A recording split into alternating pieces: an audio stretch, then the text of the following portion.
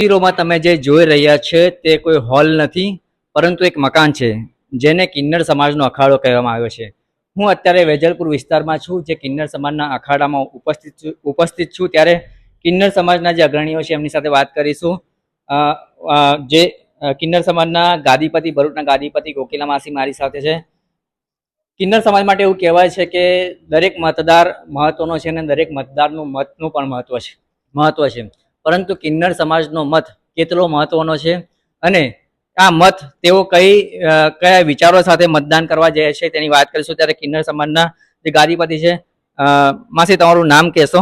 મારું નામ નાયક કોકિલા કુંવર રમીલા કુંવર નાયક છે અને હું ભરૂચ કિન્નર સમાજની અગ્રણી છું ને ગાદીપતિ છું અમારા સમાજની દ્રષ્ટિએ. અને આજનું જે મતદાન છે નગરપાલિકાનું, ગ્રામ પંચાયતનું, તાલુકા પંચાયતનું ને જિલ્લા પંચાયતનું, તો જનતાને હું એક જ સંદેશો કહેવા માંગુ છું કે મત આપવો એ આપણો પોતાનો અધિકાર છે. અને અન્નદાન, સુવર્ણદાન, વસ્ત્રદાન એના કરતાં મતદાન સૌથી વધારે મહત્વનું એટલા માટે છે કે આપણે જે પ્રતિનિધિને ચૂંટીને નગરપાલિકામાં અથવા તો તાલુકા પંચાયતમાં કે જિલ્લા પંચાયતમાં લાવીશું, એ નગરપાલિકાના સદસ્યો આપણા એરિયાની, આપણા વોર્ડની જે માળખાકીય સુવિધાઓ છે એમાં સુધારો કરે. દરેક નાનામાં નાની બાબતો અથવા તો નાનામાં નાના વ્યક્તિની ફરિયાદને સાંભળે અને ફરિયાદનો એમનું જ્યાંથી બી લાગતું વળગતું હોય, નગરપાલિકા અથવા તો તાલુકા પંચાયત કે જિલ્લા પંચાયત, ત્યાંથી દરેક જનતાની તકલીફને દૂર કરે અને જનતાના સહારે ઊભા રહે. જેથી 5 વર્ષ પછી એમને કોઈને કહેવા માટે નહીં જવું પડે કે મને વોટ આપજો, કેમ કે જનતા જનાર્દન છે અને જનતા ખુદ જાણે છે કે અમારે કોને વોટ આપવો. એટલે હું વિશેષ તો કહેવા માગતી નથી, પણ સોશિયલ મીડિયામાં, ટીવી મારફતે આ વખતે મેં ઘણું બધું જોયું છે. ઘણા બધા જે ઉમેદવારો છે એમને જાકારો મળ્યો છે, તિરસ્કાર મળ્યો છે. તો હું એ ઉમેદવારોને બી એવું જ કહેવા માંગુ છું કે જ્યારે જનતા તમને વોટ આપે છે, જનતા તમને એમના પોતાના સેવક તરીકે ચૂંટે છે અને ચૂંટાઈને આવ્યા પછી તમે સાહેબગીરી કે દાદાગીરી ના બતાવો, કેમ કે આ જમાના પ્રમાણે જનતા જાગૃત થઈ ગઈ છે અને ફરી 5 વર્ષે તમારે જીતીને આવવું હોય તો તમારે જનતાની જવાબદારી બિલકુલ સંપૂર્ણપણે નિભાવવી પડશે. જનતાની તકલીફો દૂર કરવી પડશે. તમને જે એરિયાની જનતા ચૂંટીને લાવે છે એમના જે બી પ્રશ્નો હોય, ચાહે રોડના, રસ્તાના, પાણીના, લાઇટના, વીજળીના કે ગટરના, એ દરેક ઉપર તમે ધ્યાન આપો અને દરેકની જે બી તમારાથી બને મદદ કરો અને એમનું જે દુઃખ નિવારણ હોય અથવા તો જે બી રોડ, રસ્તા, પાણી, ગટર, લાઇટની જે માળખાકીય સુવિધાઓ છે એનું નિરાકરણ લાવને સારું કામ કરો, જેથી 5 વર્ષ પછી તમારે કોઈને ઘેર કહેવા જ નહીં જવું પડે કે મને વોટ આપજો. જનતા ખુદ તમને આપશે. બસ. તમે ખૂબ મોટી અને મહત્વની વાત કરી, પરંતુ તમે જનતાની વાત કરી કે જનતાના પ્રશ્નો સાંભળવા જોઈએ. હું કિન્નર સમાજની વાત કરીશ. કિન્નર સમાજને એવા કયા પ્રશ્નો છે જેને સરકારે સાંભળવા જરૂરી છે? અમારા કિન્નર સમાજ માટે તો હું એક જ કહેવા માંગુ છું કે અમને તો ભરૂચ શહેરમાં કોઈ જાતની તકલીફ નથી. અમારા દુનિયા, અમારી યજમાન બી અમને એમની યથાશક્તિ પ્રમાણે અમને દાન આપે છે જ. અને અમારા યજમાનને બી તમે પૂછી શકો છો કે આ માસીઓનું વલણ કેવું છે, આ કિન્નરોનું વલણ કેવું છે. કેમ કે અમે આટલા વર્ષ, લગભગ સમજો કે મને 50-55 વર્ષ તો ભરૂચમાં થયા, પણ મેં આજ સુધી મારે યજમાનોને કોઈ અપશબ્દ બોલ્યા નથી કે કોઈ ખોટી રીતની કનડગત કરી નથી કે ખોટી રકમની માંગણી કરી નથી. એવી જ રીતે મારા શિષ્ય જે દીપા માસી છે એ બી મારી જ રસ્તા પ્રમાણે ચાલે છે અને ખરેખર મારા ભરૂચની પ્રજાને ધન્ય છે કે અમને ઘણી ઇજ્જત આપે છે. એમના કે પ્રસંગ આવે તો એ બી અમને યથાશક્તિ આપે છે. અમે બી લઈ લઈએ છીએ. અમે કોઈને કંઈ વધારે જીત કરતા નથી કે કોઈને અપશબ્દ બોલતા નથી. ધન્ય છે મારી ભરૂચની જનતાને જે અમને આટલું માન સન્માન આપે છે અને એની શક્તિ પ્રમાણે અમને દાન બી આપી દે છે.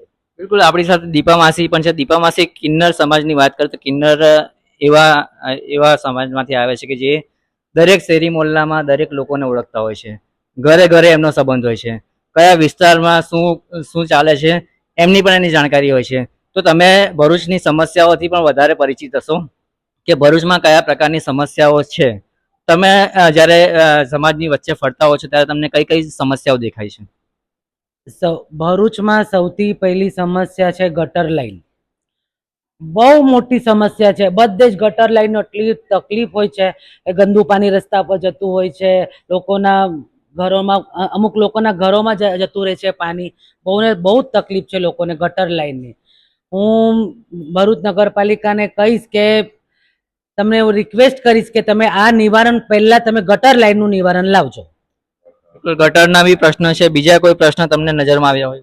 બીજા પાણીનું તો છે. પાણીનું અમુક જગ્યાએ અઠવાડિયું પાણી આવતું નહીં. જાડેશ્વર ગામમાં જ અઠવાડિયું પાણી આવતું નથી. અને જે જગ્યા આવે છે એ જગ્યા મોરું પાણી આવે છે. અમુક સોસાયટીમાં અમે પોતે પાણી પીતા નથી કેમ કે મોરું પાણી આવે છે ત્યાં. અને અઠવાડિયું પાણી આવે એટલે એ લોકો અઠવાડિયાનું પાણી જ એ લોકોને પીવું પડે. રોજ તાજું પાણી એમને મળતું નથી. બિલકુલ, ગટર અને પાણીની સમસ્યા છે ત્યારે કોકિલા માસીને વાત કરીશું. કોકિલા માસી, તમે મતદાન કર્યું, એક મતદાર તરીકે તમારી જવાબદારી તમે નિભાવી દીધી, બરાબર છે. તમને રાજકારણમાં મતદાર તરીકે તો ભાગીદારી મળી, પણ કિન્નર સમાજનું કોઈ પ્રતિનિધિત્વ રાજકીય પક્ષોમાં કે રાજકારણમાં નથી. તમે એવું ઈચ્છો છો કે કિન્નર સમાજનું પણ કોઈ પ્રતિનિધિત્વ મળે અને લોકો એમને પણ એક રાજકીય વ્યક્તિ તરીકે જુએ? આ વર્ષે અમારી ઉપર પણ પ્રકાશભાઈ તરફથી એક ફોન આવેલો કે તમને કિન્નર સમાજને ટિકિટ આપવી છે. પણ અમે એટલું જ કહીએ કે અમે તો કિન્નર સમાજ છીએ, અમારા માટે યજમાન મૂર્તિ બરાબર છે. અને મારે તો મારા દીકરા, મારા ભાઈઓ, મારા વડીલો જે રાજનીતિ કરે એમાં જ મને તો વધારે રસ છે. મને રાજકારણમાં કોઈ રસ નથી. અને ભરૂચ જિલ્લાના પ્રમુખ જે આપણા પ્રકાશભાઈ મોદી સાહેબ છે એમના તરફથી દીપા માસી પર ફોન આવ્યો હતો કે અમારે ભાજપવાળાએ તમને કિન્નર સમાજને ટિકિટ આપવી છે. પણ અમે એમને વિનંતી કરી હતી કે સાહેબ આ કામ અમારાથી નહીં થાય અને અમારા ભાઈઓ, અમારા દીકરાઓ આ કામ કરે એમાં અમે ખૂબ જ રાજી છીએ. બસ આટલું જ હું કહેવા માગું છું. બાકી મારી ભરૂચની જનતાને, મારા ભરૂચના જે બી રાજકારણીઓ છે એ અમને ઘણું માન સન્માન આપે છે. અને આ વખતે જે પ્રકાશભાઈ મોદી અમને જે સજેશન કર્યું કે તમે ઊભા રહો, એના માટે હું એમનો ખૂબ ખૂબ ધન્યવાદ ને ખૂબ ખૂબ આભાર માનું છું કે અમને આટલું માન સન્માન આપ્યું ને અમને એક ચૂંટણી લડવા માટેનું એમને સજેશન આપ્યું. એ માટે એમનો બી હું ખૂબ ખૂબ આભાર માનું છું. ભારતીય જનતા પાર્ટીનો બી ખૂબ ખૂબ આભાર માનું છું. જય ભારત, વંદે માતરમ, જય હિન્દ, જય માતાજી. મારી વાત પૂરી કરતા પહેલા હું તમને આ પલંગ બતાવવા માંગીશ કે આ પલંગ એક યુનિક પ્રકારનો પલંગ છે. કોકિલા માસી એની વિશે વાત કરશો. કોકિલા માસી, આ પલંગ છે એ અમે તો ભરૂચમાં ક્યાંય જોયો નથી. શું છે એની વિશેષતા?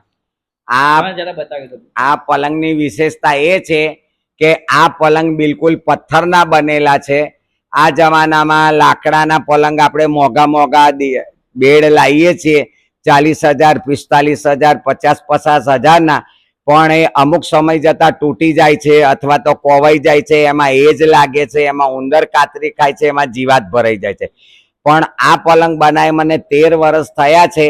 આ ગ્રેનાઇટના પલંગ છે ને રીસર પેલું શું કહેવાય એને કે બેડ પલંગ છે. એની ઉપર અમે આરામથી સૂઈ શકીએ છીએ, આરામથી બેસી શકીએ છીએ. અને આની સૌથી સારી સુવિધા એ છે કે આમાં એજ નથી લાગતો, ઉંદર નથી આવતા અને આપણો સામાન બી આરામથી રહી જાય છે. અને આ બિલકુલ લગભગ સમજો કે 10,000ની અંદર આ એક બેડ તમને પડી જાય છે ગ્રેનાઇટના. અને ખરેખર આ સુવિધા ઘણી સારી છે. બસ એટલું જ કહેવા માંગુ છું. અને આ પલંગ મેં મારા ભાઈના ઘરે જોયા હતા આજથી વર્ષો પહેલા. ત્યારે મેં ભગવતીને પ્રાર્થના કરી હતી કે માં, જ્યારે તમે બી મને મારું વ્યવસ્થિત મકાન આપશો તે દિવસે હું આવા જ મારા ભાઈના જેવા જ પલંગ બનાવડાવીશ.